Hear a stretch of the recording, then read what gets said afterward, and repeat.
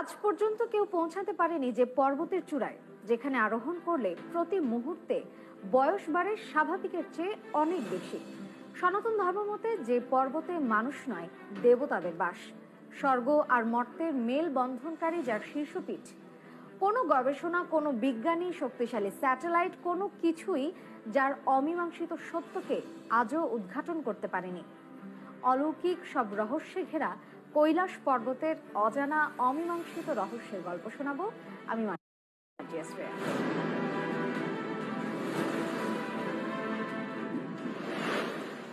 Granite ও চুনাপাথরে তৈরি যে পর্বতের পাদদেশে শুয়ে আছে রাক্ষসতাল হ্রদ ও মানস সরোবর, 22,028 ফুট উচ্চতা নিয়ে তিব্বতের পশ্চিম প্রান্তে পিরামিডের মতো দাঁড়িয়ে আছে কৈলাস পর্বত। হিন্দু, বৌদ্ধ, জৈন ও বন ধর্মাবলম্বী মানুষদের কাছে অত্যন্ত পবিত্র এই কৈলাস। পর্বতের উপরে স্বর্গ আর নিচে মৃত্যুর স্থান।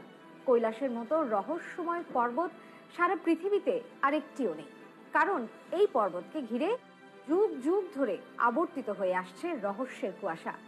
এমন কিছু বিস্ময়কর ঘটনার উল্লেখ করেন স্থানীয় মানুষ ও তীর্থযাত্রীরা, যেগুলোর কোনো ব্যাখ্যা মেলে না বলেই তা অলৌকিক হিসেবে প্রতিষ্ঠিত।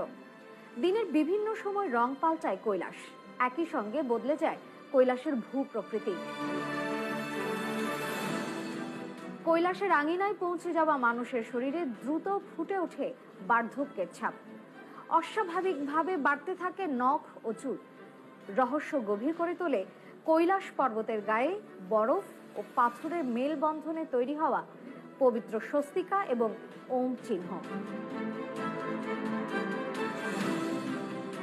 সনাতন ধর্মাবলম্বীদের পুরাণ অনুযায়ী কৈলাস পর্বতের চূড়ায় দেবাদিদেব মহাদেবের নিভৃত আবাস, যেখানে বসে সৃষ্টি, ধ্বংস, সংহার ও প্রলয় নিয়ন্ত্রণ করেন শিব।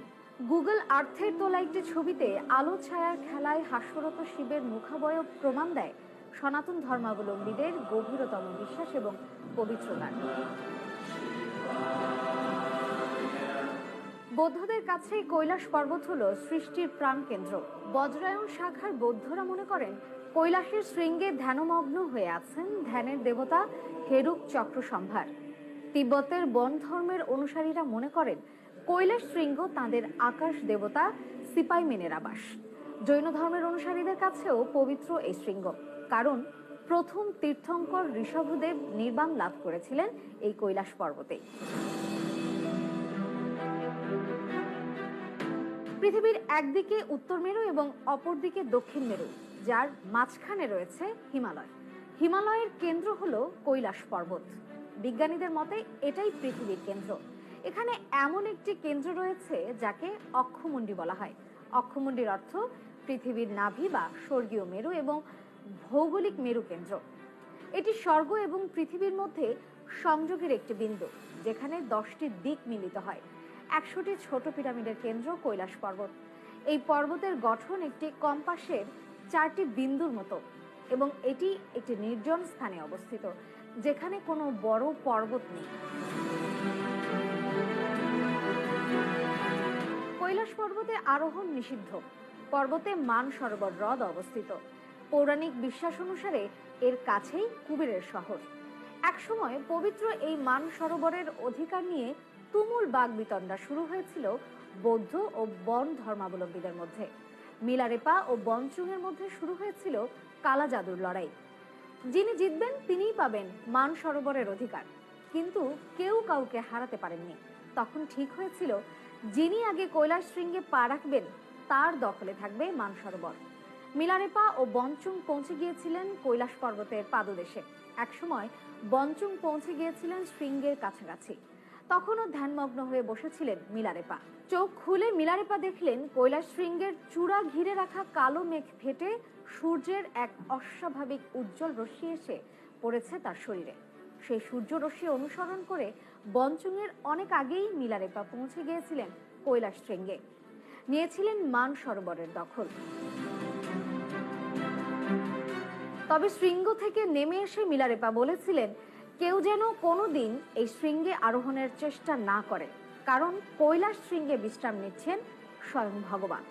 দেবতাদের আবাসস্থলে যেন মানুষ গিয়ে কোনো বিরক্ত না করে। আজ পর্যন্ত কোনো পর্যটক, বিজ্ঞানী কিংবা স্যাটেলাইট কৈলাসের চূড়ায় পৌঁছানোর রহস্য উদ্ঘাটন করতে পারেনি, এমনকি চূড়ায় আরোহণের জন্য কোনো প্রকার সূত্রও আবিষ্কার করতে পারেনি। কৈলাসের দুটি প্রধান হ্রদ রয়েছে। একটি হলো মানসরোবর, যা বিশ্বের সবচেয়ে বিশুদ্ধ জলের হ্রদ এবং যার আকার সূর্যের মতো। বলা হয়ে থাকে বিষ্ণুদেব পৃথিবী সৃষ্টির আগেই এই হ্রদের পরিকল্পনা করেছিলেন। আরেকটি হলো রাক্ষসতাল হ্রদ, যা পৃথিবীর সর্বোচ্চ নোনা জলের হ্রদ এবং যার আকৃতি চাঁদের মতো। এই উভয় হ্রদ সৌর এবং চন্দ্র শক্তির প্রতিনিধিত্ব করে, যা ইতিবাচক এবং নেতিবাচক শক্তির সাথে সম্পর্কিত। দক্ষিণ দিক থেকে দেখলে একটি স্বস্তিক প্রতীক দেখা যায়। এই হ্রদগুলি প্রাকৃতিকভাবে তৈরি হয়েছিল নাকি সেগুলি কৃত্রিমভাবে তৈরি করা হয়েছিল, তা এখনো রহস্যই রয়ে গেছে। কৈলাস পর্বতের চারদিক থেকে 4টি নদীর উৎপত্তি হয়েছে: ব্রহ্মপুত্র, সিন্ধু, সুতলজ এবং কর্ণালী।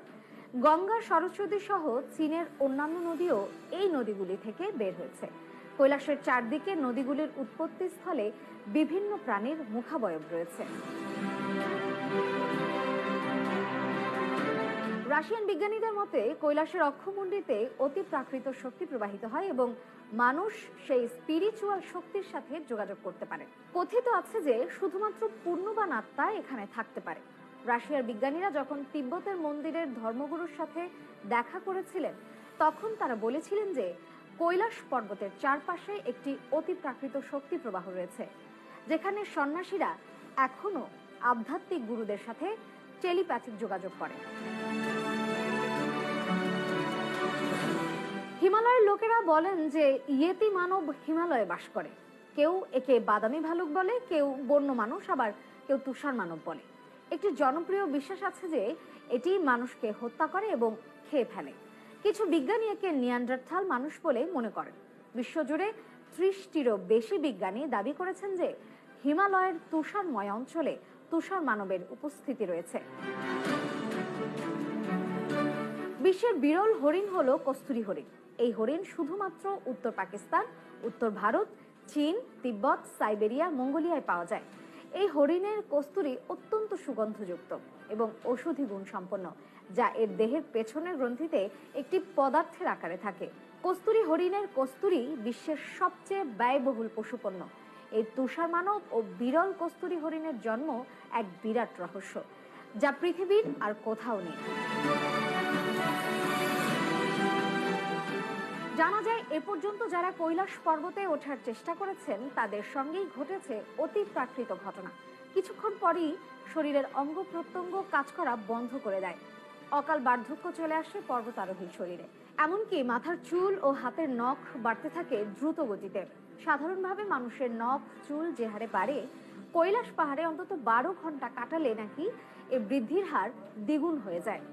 এর সত্যতা যাচাই করতে কয়েকজন সাইবেরিয়ান পর্বতারোহী কৈলাস পর্বতে আরোহণ করেছিলেন।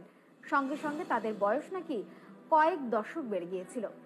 আজও এ ঘটনা রহস্যের মধ্যেই আছে। করুণার হ্রদ নামে পরিচিত এই জলাশয়টি পার্বতী সরোবর নামেও সমাদৃত। পুরাণ অনুসারে এই হ্রদে শিবের স্ত্রী দেবী পার্বতী নিজের শরীরের মাটি বা ফেনা থেকে পুত্র গণেশকে সৃষ্টি করেছিলেন। একটা ছোট্ট গল্প বলি। রাশিয়ার চক্ষু বিশেষজ্ঞ ডক্টর আর্নেস্ট মুল্ডাশেভ 1999 সালে ইতিহাসবিদ, পদার্থবিদ ও ভূতত্ত্ববিদের এক বিশাল দল নিয়ে গিয়েছিলেন কৈলাসে। দলটি মাসের পর মাস কাটিয়েছিলেন সেখানে। কথা বলেছিলেন অসংখ্য তীর্থযাত্রী, হিন্দু ও বৌদ্ধ সন্ন্যাসীদের সঙ্গে। কৈলাসে থাকাকালীন কিছু অস্বাভাবিক ঘটনার সাক্ষী হয়েছিল এই দলটি। দেশে ফিরে ডক্টর মুল্ডাশেভ জানিয়েছিলেন রাতের অন্ধকারে কৈলাসের রূপ পাল্টে যাওয়ার কথা। হাড় হিম করা আওয়াজ ভেসে আসতে থাকে কৈলাস পর্বতের দিক থেকে। সেই আওয়াজটি অবিকল যেন ওম বলছে, যেন পুরো পর্বত একই সাথে একই কথা বলছিল। কৈলাসে গেলে ওই ওম ধ্বনিটি অবিরাম শুনতে পাওয়া যায়। অনেকেই মনে করেছেন একটি বিমান কাছাকাছি উঠছে, কিন্তু মনোযোগ দিয়ে শুনে দেখেছেন এই ধ্বনিটি ডমরু বা ওম ধ্বনির মতো। বিজ্ঞানীরা বলছেন এটি বরফ গলে যাওয়ার শব্দ হতে পারে। এমনও হতে পারে যে আলো এবং শব্দের মধ্যে এমন মিথস্ক্রিয়া আছে যার কারণে এখান থেকে ওম ধ্বনি শোনা যায়।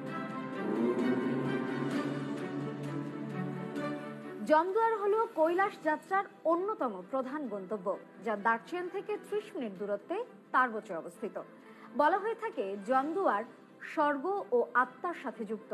এটিকে বলা হয় the gateway of god of death, অর্থাৎ মৃত্যুর ঈশ্বরের প্রবেশদ্বার। কৈলাস পর্বতের আকাশে বহুবার 7 ধরনের আলো জ্বলতে দেখা গেছে বলে দাবি করা হয়। নাসার বিজ্ঞানীরা মনে করেন এখানে চৌম্বক শক্তির কারণেই এমনটা হতে পারে। এখানে চৌম্বকীয় শক্তি আকাশের সাথে মিলিত হয়ে বহুবার এমন রং তৈরি করতে পারে, কিন্তু এর সত্যতা প্রমাণের কোনো ব্যাখ্যা তারা দেননি। সূর্যাস্তের সময় আলো ছায়ার খেলায় পর্বতগাত্র এক আকর্ষণীয় রূপ ধারণ করে, যা সনাতন ধর্মের একটি শুভ চিহ্ন হিসেবে বিবেচিত। একে বলে স্বস্তিক চিহ্ন। পুরাণ অনুযায়ী কৈলাস পর্বতের 4টি পাশ স্ফটিক, চুনি, সোনা এবং লাপিস লাজুলি দ্বারা গঠিত।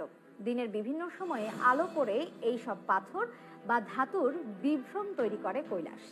কৈলাসের চারদিকে 4টি প্রাণীর মুখাবয়ব রয়েছে।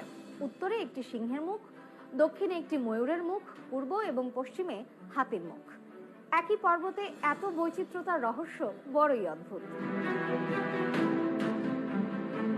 পুণ্যস্থান কৈলাসের হাজারো রহস্য বলে শেষ করা অসম্ভব।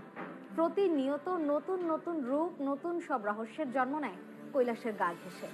আর এই সব রহস্যের ব্যাখ্যা এখনো অমীমাংসিত। রাশিয়া সহ বিশ্বের সেরা বিজ্ঞানীরা চেষ্টা চালিয়ে যাচ্ছে এই রহস্য উদ্ঘাটন।